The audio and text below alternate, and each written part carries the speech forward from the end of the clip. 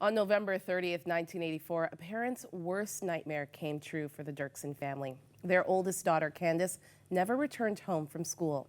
The story of the Derksen family's journey through this dark chapter of their life is so well written in this new book, The Way of Letting Go, A Woman's Walk Toward Forgiveness. Wilma Derksen joins me today. Welcome, Wilma. Oh, thank you for being here. I remember the first time I met you, it was about 6 years ago in your backyard, you and your husband, Cliff. And I just remember leaving that day thinking, wow, what strong people and courageous. Because, you know, you lose your daughter, we're going to get into that story, but to actually speak openly about the journey and the healing process, and that it is a process. Do you see yourselves as courageous at all? No, not at all. You probably get that a lot, though. I think a lot of people see you as just the epitome of grace under so much stress. Oh, okay. Yes, people say that, but it never feels real. I mean, we're just who we are, right? And it always feels as if we're bottoming out all the time. I would love to go back to that day, if you're okay with that. Candice was on her way home from school, as I said, on November 30th. Take us back to that day. Well, it was going to be an ordinary day. You know, Candace called and said that she had just had a face wash with snow with her best, you know, her crush of the month, and we were so excited she was so excited about it. And then she just didn't come home when we expected, and it just the dreadful feeling that I just knew that something had gone wrong because she was sandwiched between two best friends. She wouldn't have run away that moment. And just that panic, that feeling of foreboding. It was almost as if I knew. And then of course the search, just desperate. It was desperate.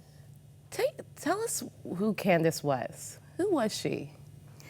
Candice was a sanguine people person, and that's the only way to explain her. And even to this day, I still get people coming up to me and remembering those moments, those very connecting kind of moments with Candice. She had a way with people. That was her gift. That was her specialty. So she was just fun. And her laughter and her beauty and just her vibrancy. She was outgoing, extrovert. Yeah. So that night was probably, you know, I could not even imagine as you think about this beautiful little girl that you gave birth to and not knowing where she is. And I know that, you know, even the police even wondered if Cliff maybe was, a suspect. And 7 weeks later, you hear the news. Tell us about that day.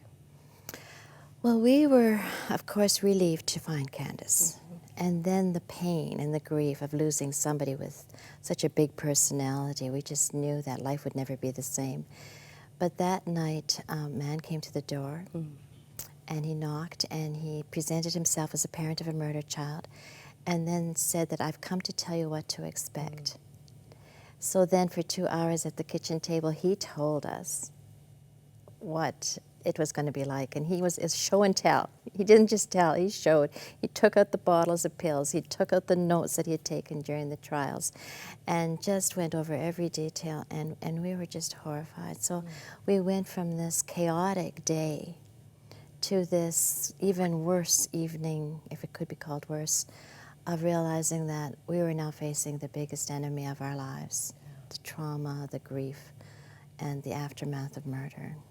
And there must have been a part of you, because I just think as a mother, that wanted, or not wanted, but wished or thought that she might be alive. Of course you wish that she was alive, but to think that maybe, you know, in hearing that they found Candice, maybe she's alive somewhere. Maybe someone's abducted her and she's alive. I know, that hope disappearing, you know, this was the finality. This was the end of her life, and just the horror of that. There was no hope. And having tried and mustered up as much hope as I could during the last 7 weeks just to see it disappear, just horrible. Tell me about the fear and the anger through that time, because there was obviously fear. You had 2 other children, not knowing who this is that did this to your little girl, and questioning and everybody that was around you, your neighbors, wondering if maybe that was one of the people. But also just the anger that you must have felt as, you know, a Christian, and just, God, why would you take my little girl away?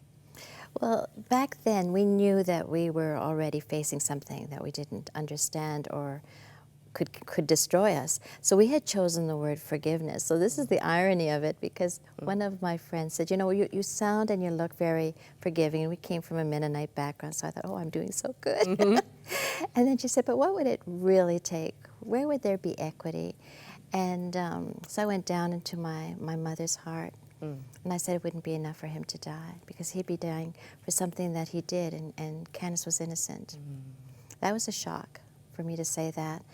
And then I went into it, and I said 10 child murderers would have to die, and I lined them up against the wall, and it wasn't even good enough.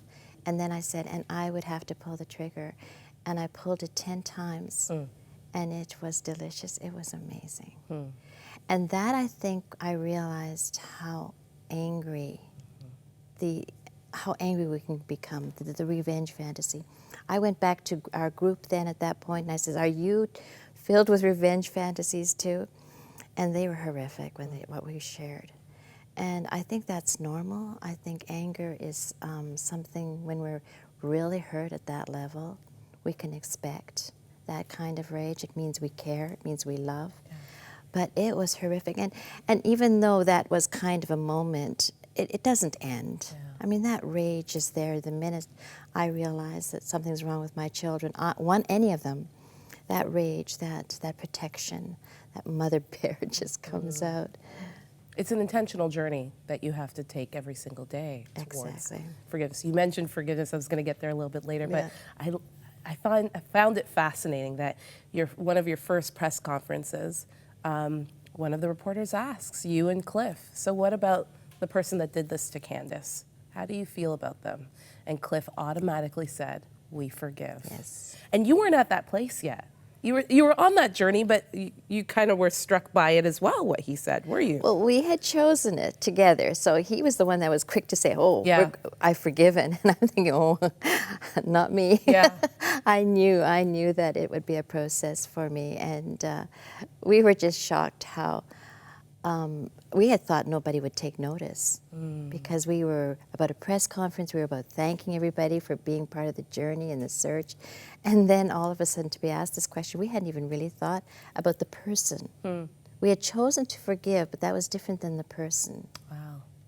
And so we were stunned when they took it to mean about the person, and so the misunderstanding began right then as to what our idea was. It does include the person, but it's a different kind of forgiveness that we were thinking about at that moment. That person, you finally had a face after how many years? 23 years. I know. Later. What was that like when you heard the name and knew that finally there was somebody that you could put a face to that was accused of doing this crime to your child? Well, there were two things that happened when we started to realize there was a person. I remember talking to my daughter, who's married at that point, and we were talking about it. And we said, "Oh no, we had come to a place where we could live with it. You know, our lives had settled. The mystery was 23 years old, and we had lived like that. So to discover now that there was a person that we would be brought right back, and we knew we would be brought right back." And so I was right back in the beginning of that rage of discovering who he was. And I had thought it was fairly innocent, believe it or not. And then to realize how sexual it was, what a torture scene it had been, all of that came out in a new way. And the depth of pain and the depth of rage went right back to the beginning. And we knew it would, and it always does. And we just have to expect it and then move on through that again. But it was a nightmare. I could only imagine. And then to see him, it was just brought it back in a reality that was unfathomable. And then to go through this trial and for him to appeal the decision. And so as we sit here today, he has gone through another retrial. It actually went all the way to Supreme Court. We're now in a retrial. We're looking at maybe May or even further down the road and finding a decision made by the judge. How do you feel on this day as you think about all of the, again, the emotions that you've gone through? Is forgiveness still this thing that you're aspiring to or trying to achieve? Or do you feel like this will never end? Because in the book you talk about dying almost to this idea that everything will come to a close, that there will be closure to this. It's going to always be this open sore, essentially. Yes, we have to live with this ongoing question. And I think it's almost more vivid in other people now than it is in us. Because forgiveness has meant that it means different things to different people. And I try to kind of define it as there's a religious forgiveness, there's a relational forgiveness, and then there's the forgiveness of every day, the 70 times 7. Yeah. And I'm talking in the book about 70 times 7 because that's not often as much talked about these days as, you know, the general forgiving, you know, it's, at this point it's forgiving the justice system. Yeah. It's forgiving. They've done a great job, by the way. So it's not their failure as much as this ongoing ineptness of imperfect justice in a broken world. Thank you, Wilma. I wish I could talk to you forever. Our time is up. The name or the title of the book is The Way of Letting Go, One Woman's Walk Toward Forgiveness by Wilma Derksen. Thank you so much, Wilma.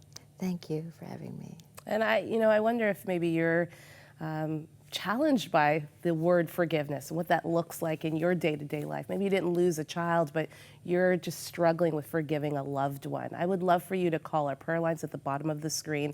Talk to one of our prayer partners about how to walk through that journey to forgiveness today.